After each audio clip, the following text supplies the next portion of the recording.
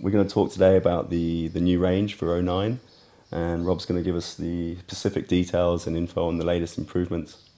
Over to you, Rob. Thank you. Yeah, right. What I've tried to do this year, Matt, is to put the kites more specifically in their categories.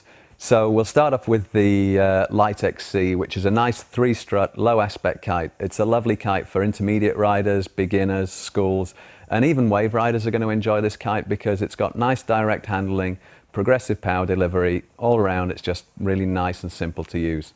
From there we move on to the Sport Plus, 5-strut kite, mid-aspect.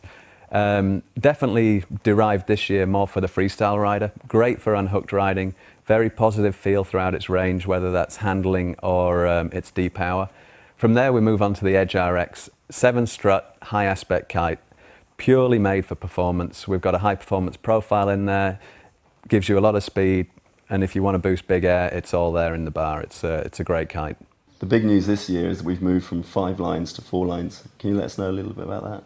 Yeah, the reason that we've gone for 4 lines is because simplicity. We've got a 4-line system that has no pulleys in, so there's no working parts, nothing to get stuck with sand. It also helps us because we get rid of the anti-invert line, which was something that I found could sometimes actually cause a few problems. On top of that, we've got positive bar pressure because the 4 lines delivers a different feeling in the bar, and we still maintain the same kind of D-power as we had before. So I think that we have more positive sides than we have negative sides, and therefore we've gone 4 lines on the entire range. For each model I've modified the profile so that it suits the kite a little more. So for the Light XC I have a little more camber in the profile, giving it more grunt. For the Sport I've actually picked a profile with a little more performance, and for the Edge I've chosen the highest performance profile that I think we can put into a kite for the moment. Tube size on all the kites has gone up. Obviously this is to accommodate 4 lines, but also this is going to help the water relaunch because the more volume there is, the less the kite sinks and the more tendency it has to float on the surface. And to finish it off, I've worked extensively on the join between the leading edge and the top surface. So I think you'll notice on this year's kites, and it doesn't matter which kite you look at, the leading edge is very clean. And it's very important that the leading edge is clean because that's where the air actually hits the wing. And as it hits the wing, if it goes over a clean surface, you can imagine that that air is able to accelerate very well. If it goes over a rough surface, then the air doesn't accelerate as smoothly as it should. So I've really worked on making sure that everything across the leading edge, all the kites have a very clean connection between the tube and the top surface. In a little bit more detail, can you tell us what you did to the Light XC this year? Yeah, the Light XC this year is no longer 1 pump. I guess that's one of the biggest differences. The reason for that is because we do understand that it is the kite that seems to get bladder punctures more than anything else, and that's because beginners and intermediates do slam them into the water a little bit more and maybe aren't quite as aware of how to look after them. So it makes changing the bladder much easier, much quicker. Then on top of that we have a little bit more bar pressure so that you actually feel the kite more.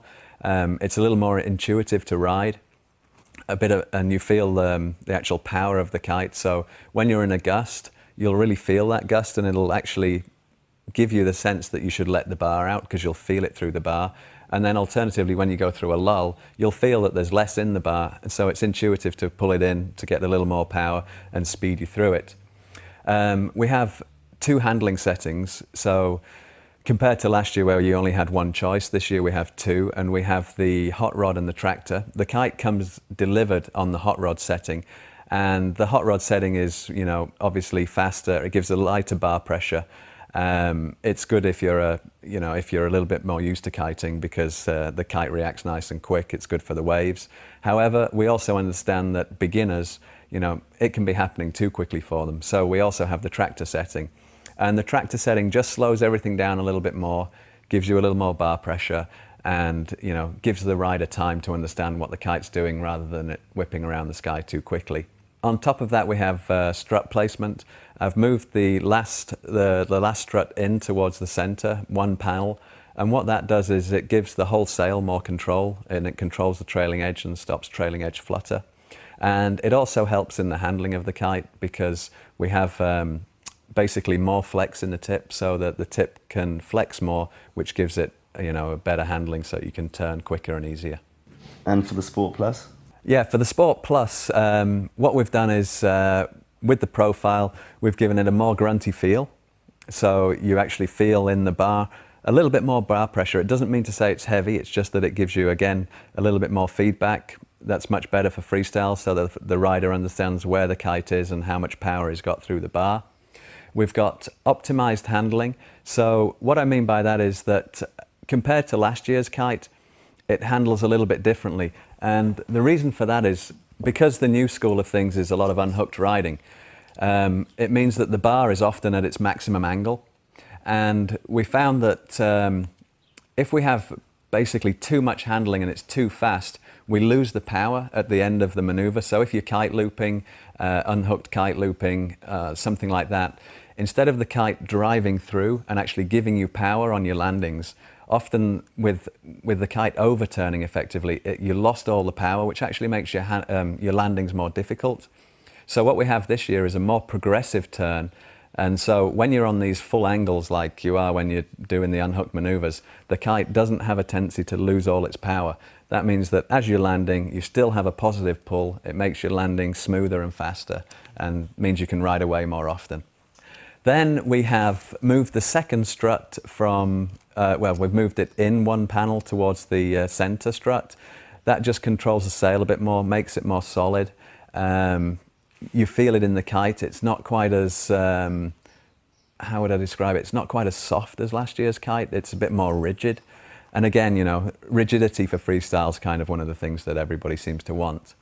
And then we have the two handling options. We've also got the tractor option and the hot rod option. It comes delivered hot rod because most riders are going to want to ride it hot rod.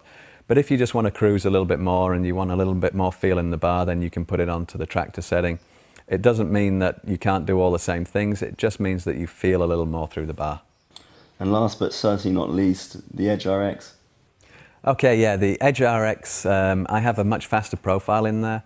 So that gives a lot more performance, and it's a faster, it makes it a much faster kite, and you feel that immediately.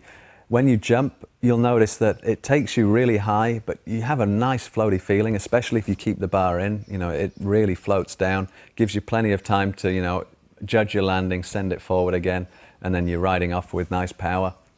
The handling, I think, is more direct than last year and a little bit smoother. We worked a long time on trying to make the Edge, just all around a nicer kite to fly. And the struts I've left actually in the same position because it's a 7-strut kite and there was already a really good sail support over the whole length of the wing. What difference will the rider notice from this year's kites to last year's kites?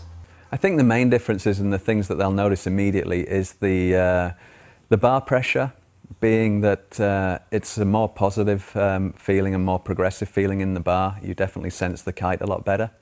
The D-power, instead of having an on-off D-power, we have a very smooth progressive D-power this year, so the kite actually feels smoother in the air. It's smoother to fly, and I think that's a nice feeling in the bar. Then we have, instead of having just that sweet spot like we had before, I believe that we've actually turned it into a sweet range. The whole range on the bar is now nice, and when you feel the gusts come, it's really nice how the bar is pulled just into the right position, and then as you go into a lull, you just pull in a little bit more and you feel the kite still powered. So I think that's a big difference this year as well. The relaunch, I believe that's a really important thing to have good on a kite, and the relaunch on this year's kites, it's better across the range, and the safety system being through the bar, being below the bar is fantastic. It means that you can put the kite on the water, you can let go of everything, gather it up, relaunch the kite and ride away, and that literally happens every time, and that's fantastic. And then on top of that, there's the color scheme. The kite's beautiful to look at, and it's always nice to be underneath something that's beautiful. So overall, I think those are the things that most riders are going to notice straight away, and I think they're all pretty positive.